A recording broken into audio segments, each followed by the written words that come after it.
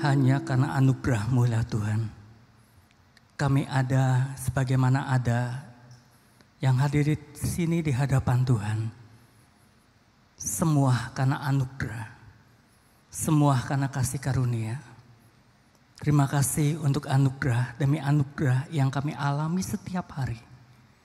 Terima kasih untuk kasih karunia yang ajaib di dalam Kristus Yesus yang telah mati dan bangkit bagi kami. Tuhan, berfirmanlah kepada setiap kami. Nyatakanlah isi hati-Mu ya Allah. Kiranya di dalam anugerah dan belas kasihan-Mu, kami boleh mengerti, memahami dengan jelas setiap perkataan-perkataan yang Engkau titipkan kepada hamba-Mu untuk Kau sampaikan kepada setiap kami. Urapi hamba-Mu dan setiap kami yang mendengar firman-Mu. Biarlah kami sama-sama diajar oleh Tuhan. Di dalam nama Tuhan Yesus kami berdoa. Amin. Selamat siang Bapak dan Ibu, saudara-saudara. Shalom. Senang sekali pada hari ini kita boleh bersama-sama hadir di tempat ini. Itu semua karena anugerah Tuhan tentunya. Saudara-saudara, mari kita membuka Alkitab kita. Kita akan membaca hari ini dari surat Rasul Paulus kepada jemaat di Efesus. Yaitu ayat yang pertama, Efesus pasal yang kedua, ayat pertama sampai dengan ayat yang ke-10. Efesus pasal yang kedua, ayat pertama sampai dengan ayat yang ke-10. Saya akan membacakan bagi kita, saudara-saudara bisa menyimaknya dengan baik. Demikianlah firman Tuhan. Kamu dahulu sudah mati karena pelanggaran-pelanggaran dan dosa-dosamu. Kamu hidup di dalamnya karena kamu mengikuti jalan dunia ini. Karena kamu mentaati penguasa kerajaan angkasa, yaitu roh yang sekarang sedang bekerja di antara orang-orang durhaka. Sebenarnya dahulu kami semua juga terhitung di antara mereka. Ketika kami hidup di dalam hawa nafsu daging dan menuruti kehendak daging dan pikiran kami yang jahat. Pada dasarnya kami adalah orang-orang yang harus dimurkai sama seperti mereka yang lain. Tetapi Allah yang kaya dengan rahmat oleh karena kasih-Nya yang besar, yang dilimpahkannya kepada kita, telah menghidupkan kita bersama-sama dengan Kristus. Sekalipun kita telah mati oleh kesalahan-kesalahan kita. Oleh kasih karunia kamu diselamatkan. Dan di dalam Kristus Yesus Ia telah membangkitkan kita juga dan memberikan tempat bersama-sama dengan Dia di surga. Supaya pada masa yang akan datang Ia menunjukkan kepada kita kekayaan kasih karunia yang melimpah-limpah sesuai dengan kebaikan-Nya terhadap kita di dalam Kristus Yesus. Sebab karena kasih karunia kamu diselamatkan oleh iman. Itu bukan hasil usahamu, tetapi pemberian Allah. Itu bukan hasil pekerjaanmu. Jangan ada orang yang memegahkan diri. Karena kita ini buatan Allah. Diciptakan dalam Kristus Yesus untuk melakukan pekerjaan baik. Yang dipersiapkan Allah sebelumnya. Ia mau supaya kita hidup di dalamnya.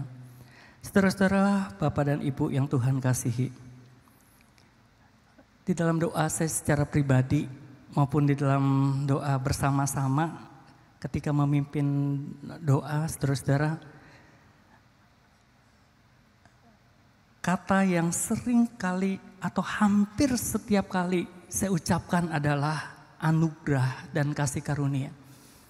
Saudara-saudara, saya betul-betul mengamini, betul-betul mengakui bahwa kalau saya hidup sampai saat ini, itulah ada anugerah Tuhan. Kalau Tuhan memberikan kesehatan, kesempatan bagi saya untuk melayani Tuhan, itu adalah anugerah Tuhan. Saudara-saudara, bukan hafalan ketika saya mengatakan anugerah Tuhan, kasih karunia Tuhan. Atau kehilangan kata-kata yang lain. Ya, mungkin ada saudara-saudara berpikir kok doanya seperti itu terus, anugerah, kasih karunia. Saudara-saudara, saya merasakan betul-betul merasakan paling dalam hati saya merasakan. Mengalami bahwa semua yang ada pada saya ini adalah anugerah Tuhan. Sungguhan saudara-saudara. Semua adalah anugerah. Saudara-saudara, kalau kita mengalami kesehatan, bukankah itu anugerah Tuhan? Saudara, mungkin saudara mengatakan, "Busu, saya sehat karena saya mengikuti pola hidup yang sehat, makan yang sehat, gaya hidup yang sehat, maka saya sehat."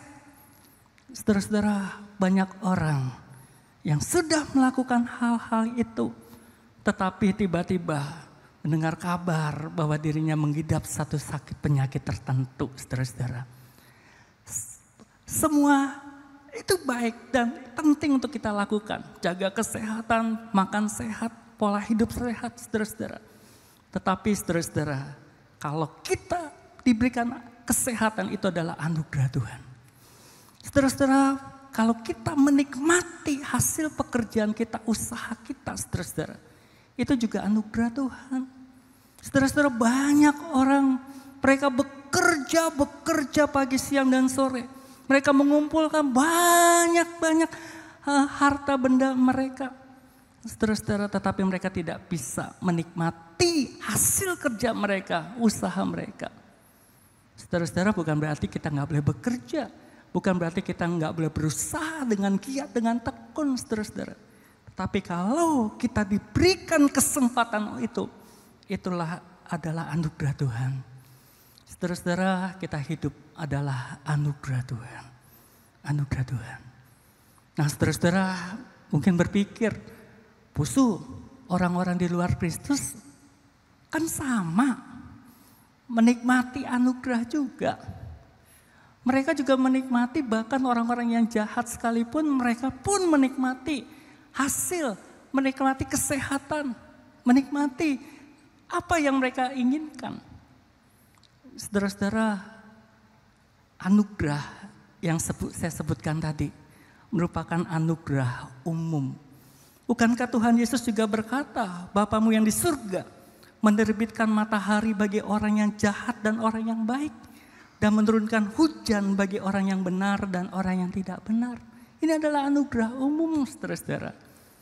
Enggak perlu kita percaya kepada Yesus untuk mendapatkan anugerah umum. Saudara-saudara, di samping anugerah umum, Tuhan juga memberikan kita anugerah khusus. Anugerah khusus ketika kita boleh berdamai dengan Tuhan.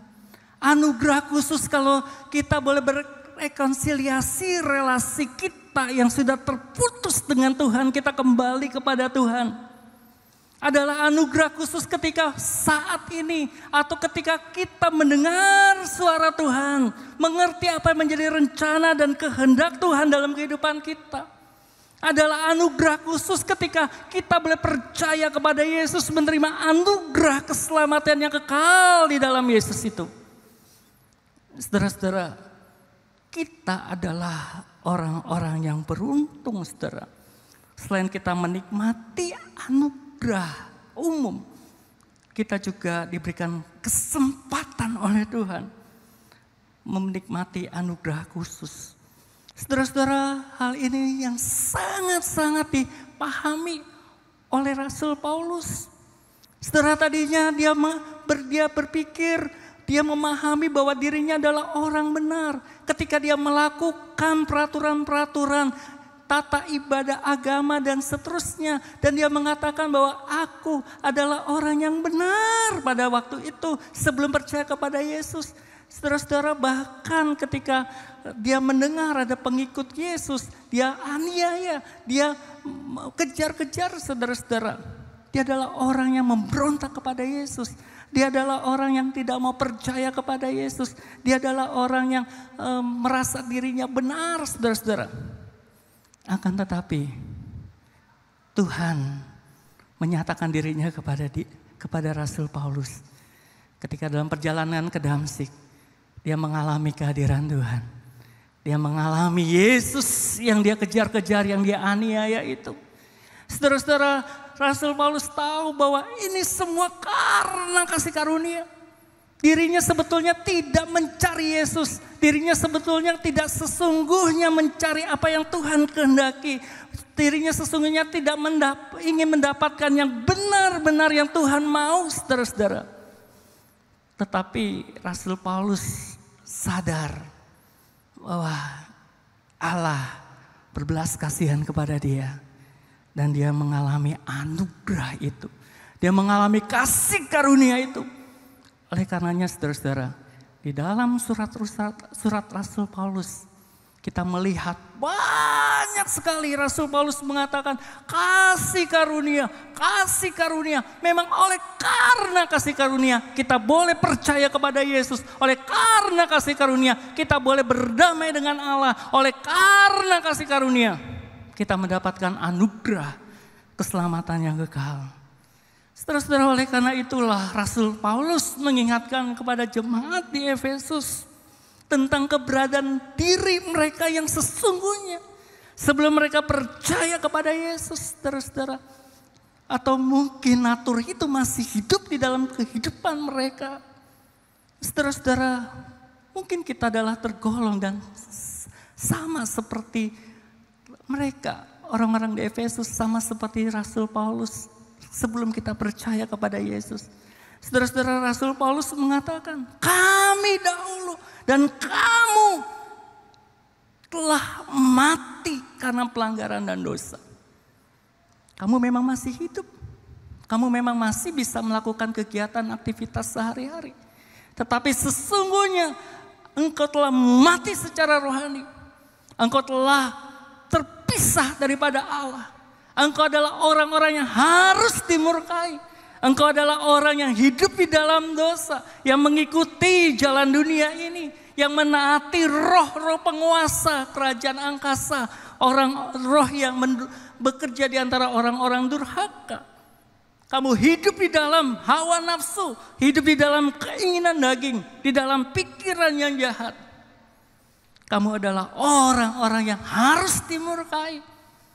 Saudara-saudara, inilah keberadaan manusia. Inilah keberadaan kita, saudara-saudara. Tapi saudara-saudara mengatakan mungkin, bosu, saya enggak seperti itu. Saya enggak pernah merugikan orang lain. Saya tidak pernah menyakiti orang lain. Saya kalau berdagang jujur-jujur. Saya enggak pernah berniat untuk melukai siapapun juga.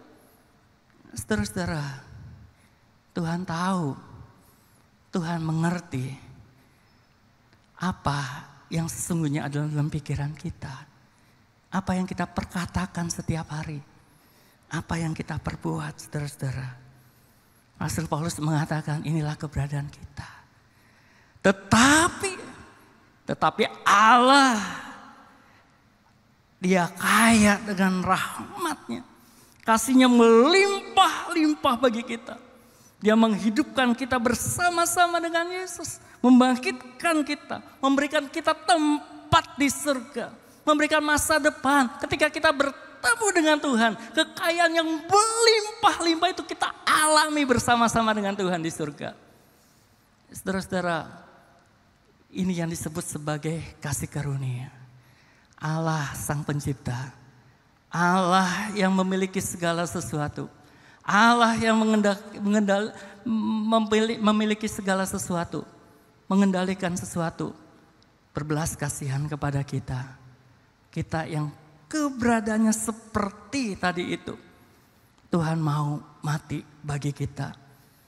Oleh karena itulah saudara-saudara, Rasul Paulus menyimpulkan bahwa ini semua karena kasih karunia. Oleh karena kasih karunia kita diselamatkan. Itu bukan hasil usahamu, tetapi pemberian Allah. Saudara-saudara yang Tuhan kasihi, sungguh kita adalah orang-orang yang teramat sangat beruntung. Ketika saya berdiam diri di hadapan Tuhan, saya selalu bersyukur Tuhan, terima kasih kasih karunia-Mu. Terima kasih anugerah-Mu Tuhan. Terima kasih. Saya tidak lebih baik daripada orang-orang di luar sana. Tetapi Engkau berbelas kasihan kepadaku. Saudara-saudara, ketika saya mengoreksi diri pribadi saya, saudara-saudara, setiap hari apa yang saya katakan, apa yang saya pikirkan, apa yang saya lakukan kepada orang-orang lain. Saudara, saya betul-betul mengakui bahwa saya betul-betul membutuhkan belas kasihan Tuhan. Membutuhkan kasih karunia Tuhan. Setelah saya berhubungan dengan teman-teman hamba Tuhan. Teman-teman majelis gereja. Jemaat Tuhan. Orang-orang percaya. Dan pada akhirnya saudara-saudara, saya sangat-sangat memahami mengapa Tuhan datang ke dalam dunia ini. Mengapa Yesus datang menebus kita, saudara-saudara. Saudara, meskipun kita intim dengan Tuhan, meskipun kita merasa dekat dengan Tuhan, saudara, kita sungguh membutuhkan kasih karunia Tuhan. Kita kadang-kadang terlena, saudara-saudara. Saudara, pada suatu ketika, Daud berjalan-jalan di soto rumahnya. Ketika prajurit-prajuritnya sedang bertempur, dia sedang ada di soto rumahnya. Dia melihat seorang wanita sedang mandi. Dia mengingininya. Dia berzina, saudara-saudara. Padahal Daud adalah orang yang intim dengan Tuhan. Dia dekat dengan Tuhan. Dia mengalami kuasa Tuhan. Dia mengalahkan Goliat dengan kuasa daripada Tuhan. Dia diberikan kekuatan, kekuasaan oleh karena Tuhan, saudara-saudara. Tetapi saudara-saudara, dia terlena. Dia berbuat dosa. Dia berzina. Dia membunuh Urias suaminya, saudara. Kemudian Nabi Nathan datang kepada dia. Kemudian Nabi Nathan memberikan perumpamaan. Kemudian di dalam perumpamaan, setelah perumpamaan itu, Raja Daud begitu marah. Orang itu harus dihukum. 4 kali dia harus mengganti apa yang dia lakukan. Saudara-saudara, Nathan mengatakan, itu adalah kamu. Itu adalah kamu. Saudara, Daud yang dekat dengan Tuhan, yang intim dengan Tuhan, masih bisa melakukan hal-hal yang Tuhan tidak kehendaki. Tapi dia terlena, saudara-saudara. Dia terlena. Dia membutuhkan belas kasihan Tuhan. Dia membutuhkan kasih karunia Tuhan. Saudara, saya mengakui saya membutuhkan kasih karunia Tuhan. Kasih karunia Tuhan. Belas kasihan Tuhan. Saudara-saudara, kita ini adalah orang-orang yang beruntung. Kita hidup di dalam kasih karunia Tuhan. Lalu apa yang harus kita lakukan, saudara-saudara? Kalau kita sudah hidup dalam kasih karunia Tuhan. Saudara, yang pertama, jangan memegahkan diri. Sebagaimana yang dikatakan Rasul Paulus, sebab karena kasih karunia kamu diselamatkan. Itu bukan hasil usahamu, tetapi pemberian Allah. Itu bukan hasil usahamu. Saudara-saudara, banyak orang berpikir kalau dia telah berbuat banyak kesalehan, perbuatan-perbuatan baik, amal ibadah, memberikan persembahan, memberikan sumbangan-sumbangan, maka Tuhan berbelas kasihan. Kemudian dia akan mendapatkan surga. Saudara-saudara, banyak orang berpikir bahwa karena usahanya lah, karena perbuatan baiknya lah, maka dia bisa datang menghadap Allah. Tetapi saudara-saudara, Rasul Paulus mengatakan setelah dia menyadari keberadaannya sebagai orang yang berdosa di hadapan Tuhan, dia mengatakan sesungguhnya aku mau melakukan apa yang baik, tetapi yang aku lakukan adalah apa yang tidak baik. Aku mau melakukan yang benar, tetapi yang aku lakukan adalah hal yang tidak benar. Rasul Paulus mengatakan, aku manusia celaka. Dengan apakah, bagaimana aku adalah orang yang dimurkai Allah. Saudara-saudara, tetapi Rasul Paulus mengatakan syukur kepada Allah. Oleh Yesus Kristus Tuhan kita telah menyelamatkan kita. Saudara-saudara, bukan karena apa yang kita lakukan, apa yang ada pada kita, Tuhan berbelas kasihan, saudara-saudara. Tetapi karena Dia Yesus Tuhan, karena Dia Allah Bapa di surga, berbelas kasihan kepada kita. Saudara-saudara, sungguh kita adalah orang-orang yang beruntung, saudara. Satu ketika, saudara-saudara, ya dalam satu film yang pernah saya tonton, saudara-saudara, sangat baik makna di dalamnya, saudara. Ada seorang anak muda, dia lahir dari keluarga yang baik-baik, saudara. Tetapi ketika masih kecil, orang tuanya sudah meninggal dunia. Kemudian dia merantau ke suatu tempat, saudara, di tempat itu dia kesulitan untuk mencari pekerjaan. Dia berusaha mendapatkan pekerjaan tetapi dia tidak bisa. Dia butuh makan, saudara. Dan pada akhirnya dia bertemu dengan satu kelompok orang-orang jahat. Para bandit, saudara-saudara. Kemudian orang ini menawarkan pekerjaan, menawarkan makanan. Ya, wah, si anak ini melihat orang ini sangat baik sekali. Kemudian saudara-saudara dia masuk dalam kelompok itu. Dia merasa diperhatikan. Dia dicukupi kebutuhan-kebutuhannya. Tetapi saudara-saudara dia diajar juga untuk melakukan yang jahat. Yang amat-amat merugikan orang lain. Saudara-saudara, singkat cerita. Si anak ini bertumbuh menjadi remaja. Jadi pemuda yang sangat jahat. Dia melukai orang. Dia merampok, mencuri, saudara. Kemudian satu ketika dia mencuri di sebuah bank, ketahuan, saudara-saudara.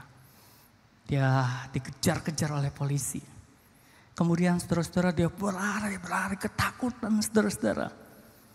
Dia melihat ada satu pintu yang terbuka. Kemudian dia segera masuk. Karuan saja, saudara-saudara, tuan rumahnya kaget juga ya.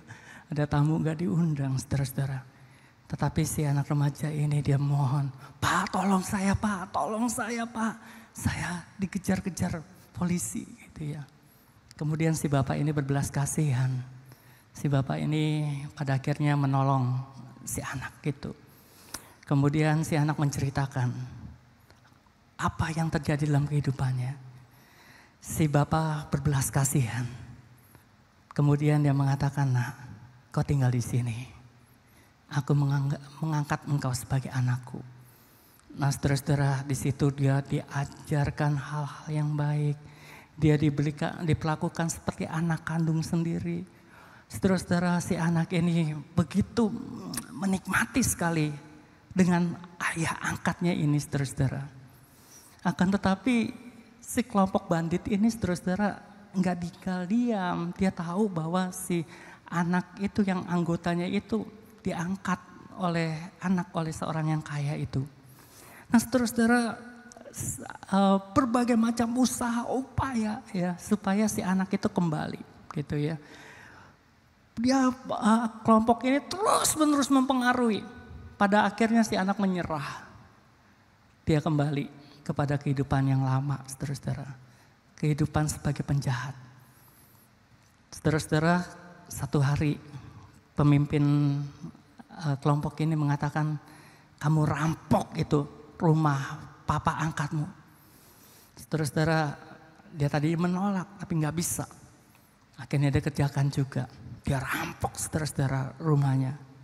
Dia angkut barang-barang berharga karena dia tahu tempatnya di mana-mana saja. Tetapi saudara-saudara, sang tuan rumah, papa angkatnya ini melihat. Kemudian saudara-saudara, orang ini pergi. Kemudian dia pun ketangkap lagi, masuk penjara. Kemudian si bapak ini menjenguk si anak ini, saudara-saudara. Kemudian dia mengatakan, nak, aku tahu siapa yang merampok rumahku. Aku tahu ada kamu di situ. Tetapi aku mengasihimu. Aku mengasihimu. Pulanglah, nak, pulanglah. Saudara-saudara, kemudian si anak ini pulang. Dia berubah hidupnya.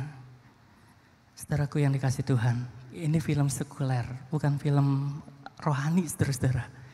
Tetapi maknanya ada makna rohani. menggambarkan kita, saudara-saudara. Menggambarkan kita. Kita sudah diberikan kasih karunia oleh Tuhan. Tuhan sudah berbelas kasihan kepada kita. Dia sudah merebut kita daripada si jahat, saudara-saudara. Tetapi si jahat gak tinggal diam. Dia terus mempengaruhi kita. Dia mau kita akan kembali kepada hidup kita yang lama. Tetapi Allah terus berbelas kasihan kepada kita. Allah berbelas kasihan kepada kita.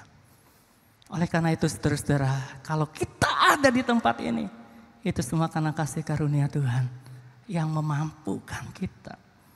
Saudara, ketika kita hidup dalam kasih karunia, apa yang kita lakukan? Yang kedua, ini kasih karunia merupakan motif bagi kita untuk melakukan pekerjaan baik.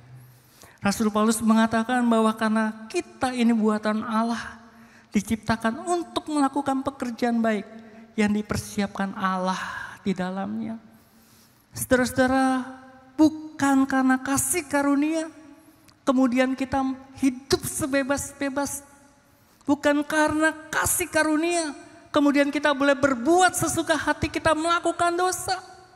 Bukankah kita berpikir bahwa Allah setia mengampuni kita, Allah setia mengampuni dosa-dosa kita ketika kita datang kepadanya. Saudara-saudara, Rasul Paulus mengatakan, apakah kita boleh berbuat dosa sehingga kasih karunia semakin bertambah-tambah, kasih karunia semakin bertambah-tambah dalam kehidupan kita? Rasul Paulus mengatakan, tidak. Kita ini manusia baru. Kita tinggalkan manusia yang lama. Dan sebagai manusia yang baru ini, saudara-saudara, kita melakukan perbuatan-perbuatan yang baik. Kita melakukan perbuatan baik. Saudara-saudara, natur kita. Firman Tuhan mengatakan, Tuhan menciptakan kita dengan natur kita mampu untuk melakukan pekerjaan-pekerjaan baik. Kita diciptakan untuk itu, saudara-saudara. Tetapi oleh karena dosa, sehingga semua natur Allah yang baik itu rusak di dalam diri kita. Rasul Paulus mengatakan, aku ini manusia celaka. Manusia celaka.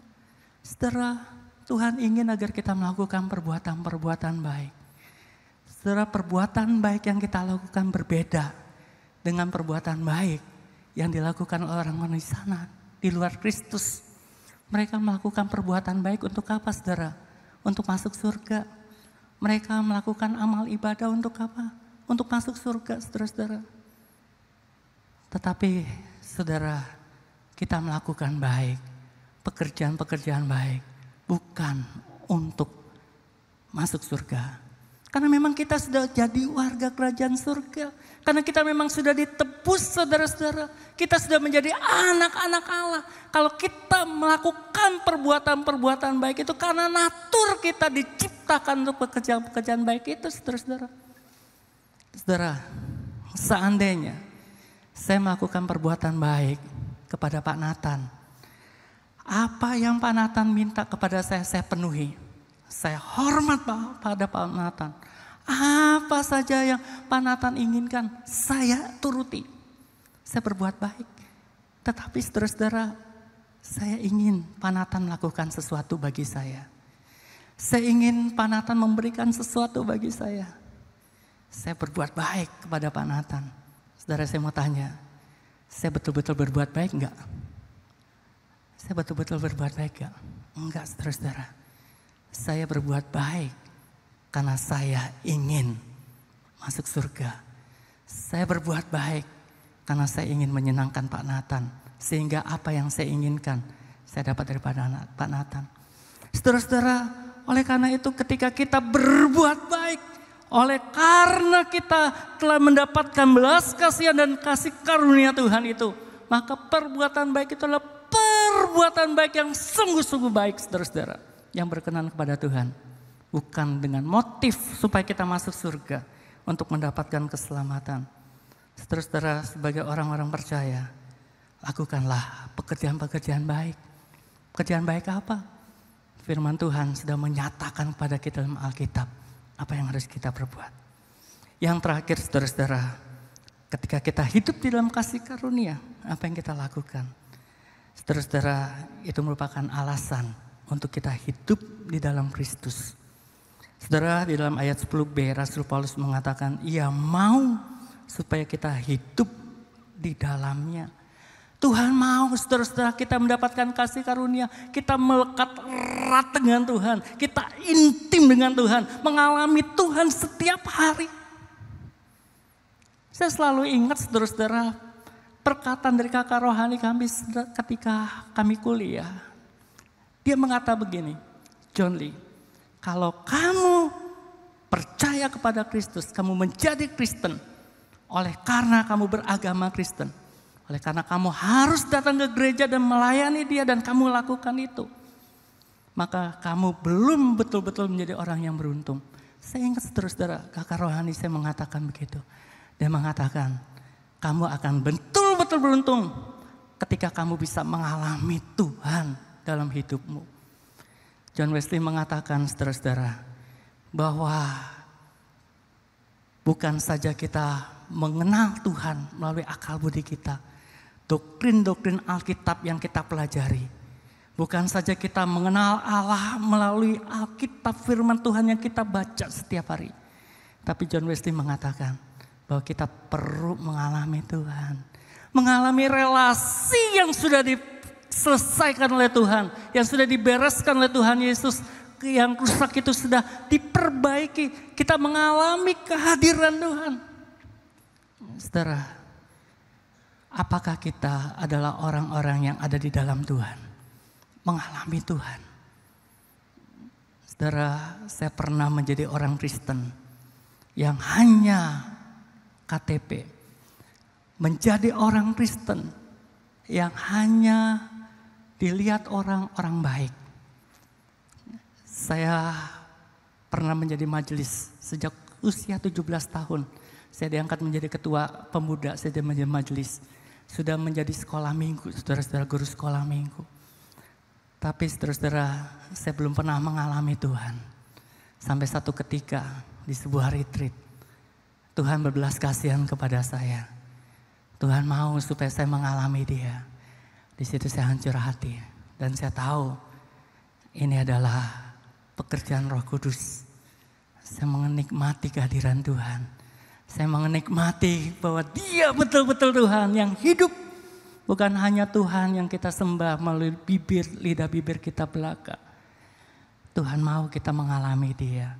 Hidup di dalam Dia. Nah, kalau kita hidup di dalam Dia, Tuhan mau supaya kita menghasilkan buah. Sama seperti Tuhan Yesus mengatakan, di luar aku engkau tidak dapat berbuat apa-apa.